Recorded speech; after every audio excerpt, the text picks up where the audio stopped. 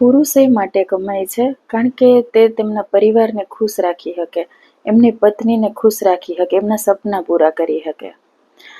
પણ આજે સ્ત્રી એ માટે કમાવા લાગી જ કારણ કે તેને પુરુષની જરૂર જ ન પડે. આ એક ચિંતાનો વિષય નથી સમાજ માટે? આજે થોડુંક કમાવાની હારે સ્ત્રી એમ કહી દે છે કે હું મારું કરી લઈશ. પણ હકીકત એ છે કે સ્ત્રી ને પુરુષ બંને એકબીજાના પૂરક છે.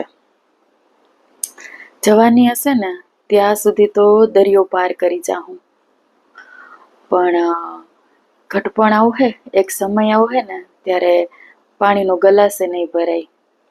ત્યારે તમારે એક એવા સાથીની જરૂર પડે કે જે તમારી પાસે બેસે, જે તમારી વાત સાંભળે, જે તમારી તકલીફ તો નહીં લઈ શકે પણ પાસે બેસીને કહે કે હું બેઠો છું ને, કે હું બેઠી છું ને.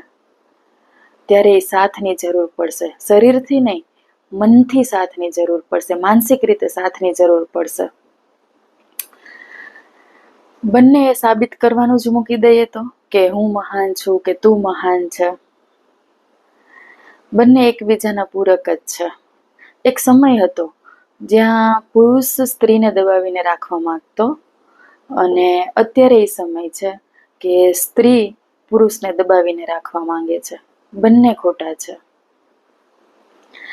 બંને એકબીજાને સાથ દઈ, સહયોગ દઈ, એકબીજાનો હાથ પકડીને આગળ વધશે ને, અને એકબીજાના ખભોથી ખભો મળાવીને આગળ વધશે ને, તો આ જીવન બેય માટે સરળ થઈ જાય અને આખું જીવન એ ખુશીથી પસાર પણ કરી શકે.